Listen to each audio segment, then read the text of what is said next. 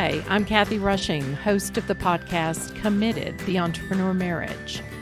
If your middle name is Restless and you identify with words like innovator, dreamer, changemaker, creative, independent, or you are married to an entrepreneur, or heaven help you, you're both entrepreneurs, this podcast is for you.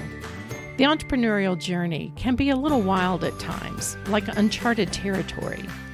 Join me as I talk with others who are at various stages of the entrepreneur process. We'll explore the wisdom and insights they have gained while navigating the ups and downs of the entrepreneur journey. You'll discover that there are many couples who have found ways to thrive in both their marriage and business.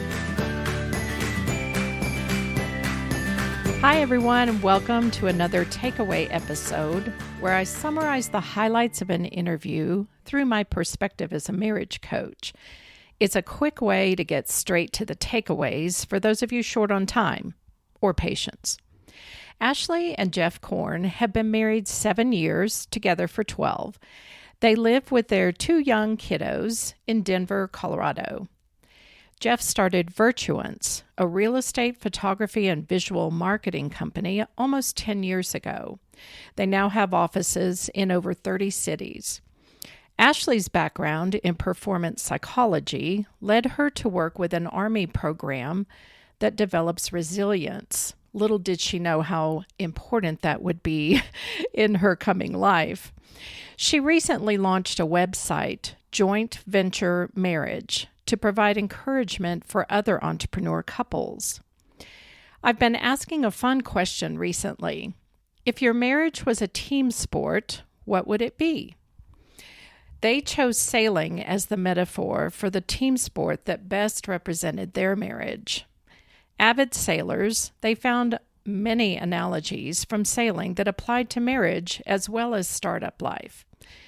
Jeff said, in sailing, there's a skipper and a crew. They bring different skill sets that are all necessary for managing the boat. There's an understood agreement that when I do this, you do this in response, and vice versa. I would add that this understanding can't be assumed. It requires full agreement about the expectations involved in that role. When applied to marriage, I see many couples that don't discuss expectations openly.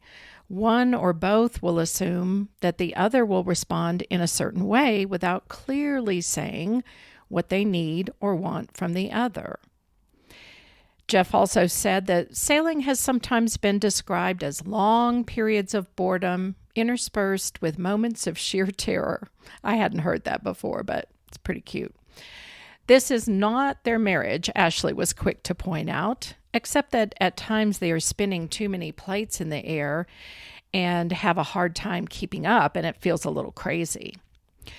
Jeff also said there are quicker ways to get to your destination, so you'd better enjoy the journey.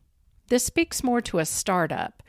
The unknown twists and turns of a new venture are part of the journey. If you just want to make money, there are more secure ways of doing that. Most entrepreneurs would say that having the freedom to pursue what they envision is what they love about choosing this journey. Ashley added that sailing can take you to beautiful places. It is a give and take with the crew and the captain. Being able to work together to make that happen and steer where you want to go takes both of them. Boom! There's that teamwork concept again. If there is a common theme evolving from these interviews, it's that couples that are able to navigate the choppy waters of a new growing venture do so as a team. That doesn't mean that they both work in the business necessarily, but they have an understanding that it takes both of them being on board to keep heading in the right direction. Ashley and Jeff have done some important work to get on the same team. While they enjoy a lot of things in common, they are somewhat different temperaments. Jeff described himself as a little more of a risk taker, while Ashley is intentional and more of a planner.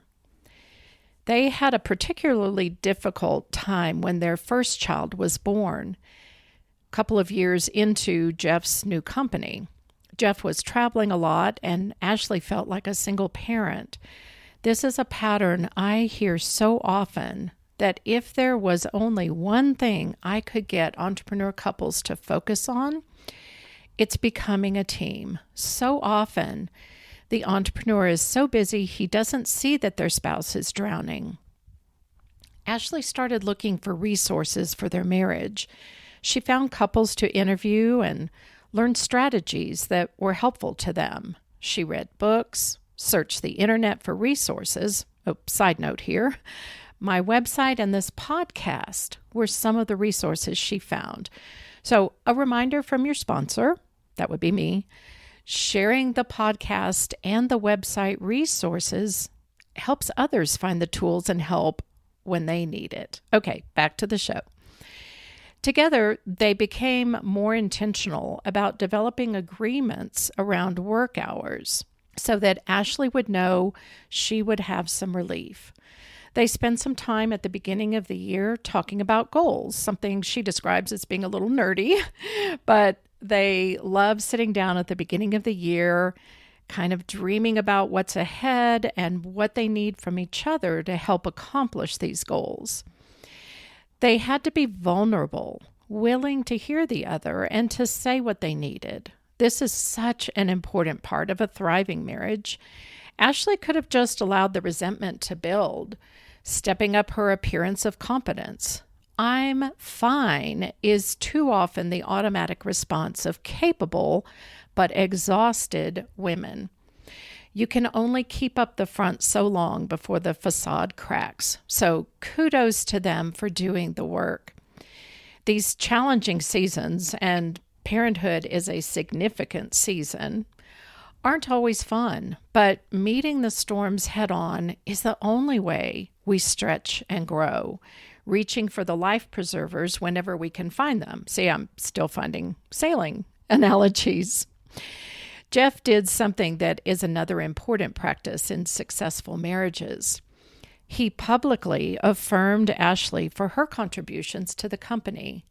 It doesn't have to be public, but those are bonus points. He said that most of the good ideas around company culture have come from her, and that he is better because of who she is, and so is their company and their marriage. I love that so much. Research supports the positive effect of affirming or showing appreciation for the contributions that each makes to the business and each other. The last thing I want to unpack has to do with preparation. I had asked if there were things they wish they had known before launching a business. Ashley felt it would have been helpful to know a little more about what they would be facing, while Jeff pointed out that failure to launch is the danger of too much analysis. So you walk a fine line here. I agree that some people will never launch a startup or commit to a relationship, for that matter, until everything is perfect and figured out. I think there is a great benefit in couples having specific conversations before deciding to launch a startup. It's fairly common to see the entrepreneur as having more risk appetite, while the spouse often is more cautious. This can provide some checks and balances along the way, but it is also a conflict point. But too often, entrepreneurs launch without having important agreements with their spouse. So here's my 2 cents.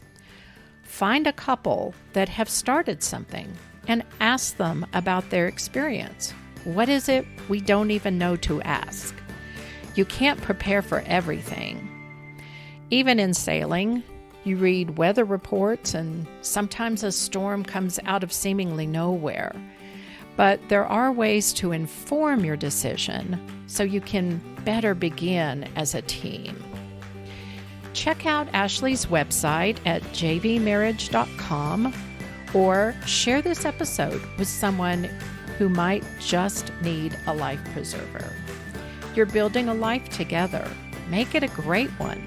See ya.